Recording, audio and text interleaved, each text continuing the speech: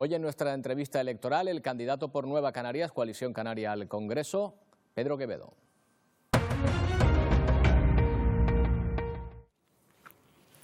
Buenas tardes, pues comenzamos ya con esa entrevista con Pedro Quevedo. Antes vamos a ver la ficha del candidato de Coalición Canaria, Nueva Canarias, al Congreso por la provincia de Las Palmas. Pedro Quevedo es el candidato de Nueva Canarias, Coalición Canaria, Partido Nacionalista Canario al Congreso por la provincia de Las Palmas. Nació en Venezuela y buena parte de su infancia se desarrolló entre el País Vasco y el archipiélago, donde se licenció en Medicina y Cirugía. Ha sido portavoz del Gobierno canario, diputado en el Parlamento, consejero del Cabildo Gran Canario y diputado en el Congreso durante 3 legislaturas. En la actualidad es teniente de alcalde en el Ayuntamiento capitalino.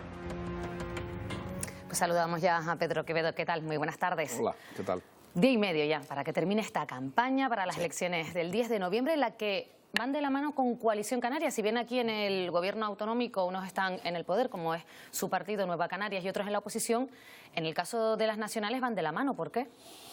Bueno, pues porque a la fuerza obligan a que nos entendamos, ¿verdad? El resultado de las anteriores elecciones para el nacionalismo canario fue dramático. Tiramos 70.000 votos a la basura, entre Nueva Canarias y Coalición Canaria, entre Coalición Canaria y Nueva Canarias.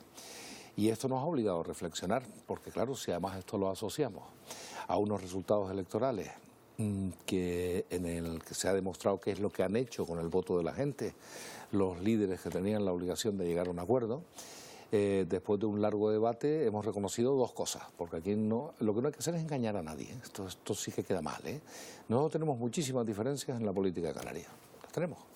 No somos dos partidos idénticos, pero sí que tenemos una cosa clara, es necesario que haya alguien en Madrid, haya voces canarias, de obediencia canaria, dispuestos a defender los intereses de esta tierra. Y como además tenemos la ventaja de que cuando pudimos hacerlo, lo hicimos de verdad. Los mejores presupuestos de la historia, los mejores para Canarias, presupuestos generales del Estado son 2017 y 2018, donde fuimos determinantes. Pues por lo tanto nos tuvimos que sentar y reflexionar. Digo, ¿volvemos a tirar los 70.000 votos otra vez a la basura? Con el espectáculo que están dando estos señores que nos han bloqueado la política canaria, española y canaria. Pues no. Así que nos hemos puesto de acuerdo. Y cuando lleguen, si llegan a Madrid, ¿cuál sería la primera medida que llevarían a cabo? Pues la primera sería, de alguna manera hay que decir que estamos aquí, y eso significa, dicen, miren, existe una cosa que se llama REF, que es Régimen Económico y Fiscal de Canarias, que hemos actualizado hace bien poco después de un gran trabajo en el que participamos los dos partidos canarios, y eso es para cumplirlo, porque es nuestro fuero. ¿El de los vascos se cumple? Sí, ¿no? Pues el nuestro también. Y le digo, ¿recuerdan que hemos aprobado el nuevo Estatuto de Autonomía de Canarias, que es un estatuto de tercera generación que tiene un montón de desarrollos? Pues, ¿y recuerdan los logros en los presupuestos generales del Estado de 2017 y 2018? Eso hay que cumplirlo, Bueno, acabamos de ver, antes he visto al presidente del Gobierno de Canarias decir que por fin parece que el Ministerio de Transición Ecológica entendió que había que transferir las perras de la desalación de agua para riego agrícola, que conseguimos nosotros después de una durísima batalla en su momento con el Partido Popular, pues no había manera con este tema. Y eso, y las perras para la lucha contra la pobreza y lo demás allá. Por lo tanto, lo primero que hay que hacer es, estamos aquí y Canarias tiene un conjunto de derechos que ustedes tienen que respetar. Y se lo vamos a decir a quien corresponda, a los unos o a los otros. Lo mejor es que necesiten el voto de Nueva Canarias, Coalición Canaria, es que para eso poder es posible. gobernar. Yo aprovecho esa pregunta para decirle a la gente que nos escucha, miren, todavía, después del espectáculo que han dado los mismos señores que hicieron un debate el otro día, los 4 del Apocalipsis, más el que se incorporó, que lo arregló definitivamente, para acabar de ponernos nerviosos, ya demostraron ni un elemento autocrítico, ni una sola esperanza de que se vayan a entender entre ellos. Pues lo que hay que hacer es cambiar la correlación de fuerzas.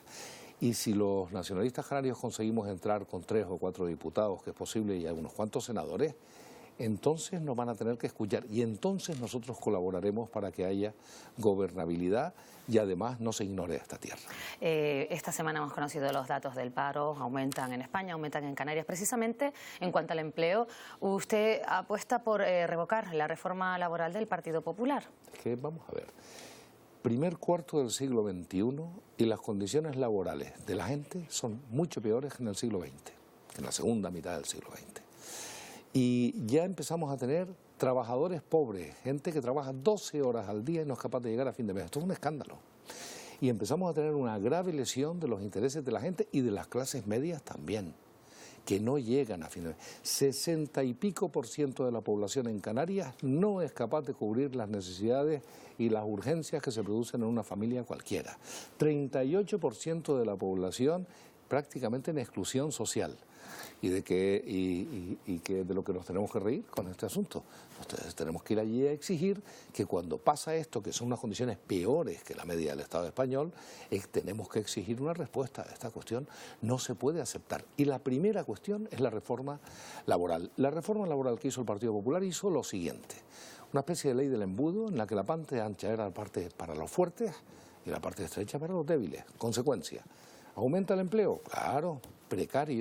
Precario, estamos viendo abusos laborales intolerables, gente trabajando 12 horas y cobrando 500 euros. Estamos viendo todas estas cosas. Hay que actuar, porque este elemento está facilitando la precarización del empleo y eso no es compatible con que la gente viva con dignidad. ¿Y cómo ayudaría a los autónomos y a las pymes para que ellos generen empleo?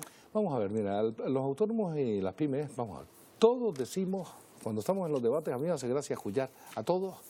Las pymes son fundamentales y los autónomos son magníficos. El 90 y pico % del empleo en el resto del Estado y más en Canarias lo generan las pymes. Y es verdad. ¿Y entonces? El pequeño inconveniente es, ¿y después por qué maltratamos a los autónomos? ¿Y por qué todo el mundo dice que hay que arreglar la desigualdad a la que se ven enfrentados en el día a día?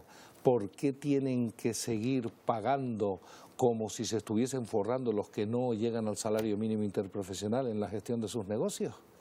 ¿Y cómo es posible que les estemos exigiendo cuotas de la seguridad social y declaraciones trimestrales cuando resulta que están por debajo del salario mínimo interprofesional? Porque tratamos, ¿sabe por qué? Porque esa es la parte débil.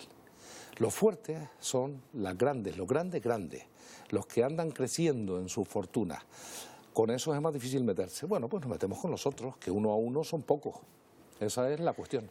Lograron la bonificación del 75% sí. en el transporte aéreo.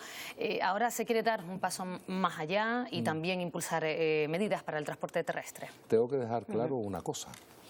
Con el 75% no está cumplido todo lo que acordamos. Esa enmienda la redacté yo. O sea, me la sé bastante bien. Y ahí ponía: y además del 75%, el Gobierno de España se comprometerá a ir a la Unión Europea a conseguir que esos trayectos sean obligación de servicio público y en consecuencia se pongan precios máximos de referencia. Como se lo había olvidado al ministro Ábalos en su tiempo, se lo volví a recordar en una interpelación en el hemiciclo, que creo fue la última que tuve de la pasada legislatura, y encantado. De acuerdo, ¿usted ha visto algo de esto? Hay que luchar contra los abusos de las compañías aéreas que tienen la mala costumbre de ser insaciables, ¿no? El lugar donde más beneficios tiene AENA, estas compañías, es en Canarias, en los grandes aeropuertos canarios. Se puede saber por qué. Es que son insaciables. Están aumentando los precios artificialmente de los billetes. ¿Dónde está el Ministerio y la Comisión Nacional del Mercado de la Competencia?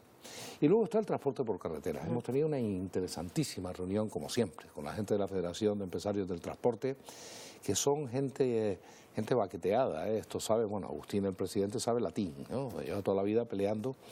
Y nosotros entendemos que vamos a ver, aquí hay que ser claro, hay una parte que es obligación del gobierno del Estado, pero hay una parte que tiene que ser el gobierno canario. Hay que hacer una ley de transporte canario con total urgencia, porque la ley que tenemos es absolutamente obsoleta y no reconoce las nuevas situaciones.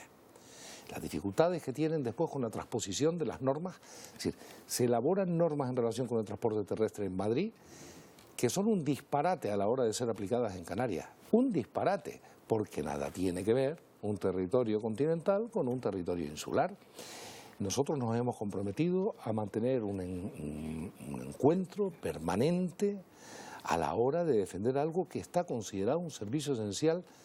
Régimen económico fiscal de Canarias, artículo 8. O sea, sacar adelante el régimen económico fiscal que realmente se cumpla y el Estatuto de Autonomía. Si está todo escrito, porque no pero mire, está escrito, ese es el fuero. Y lo hemos aprobado entre todos, porque no lo cumplen. Esta es la pelea, ¿no? Bueno, pues aproximadamente ya estamos llegando a ese minuto en el que pues a todos los candidatos y candidatas le damos la opción de poder dirigirse a la Cámara, directamente a la gente que nos está siguiendo a través de Televisión Canaria, para pedirles el voto de cara a ese 10 de noviembre, así que le invito a hacerlo en esta Cámara que es la suya. Muy bien, pues queremos aprovechar esta oportunidad que nos dan para pedirles que reflexionen con nosotros en lo siguiente.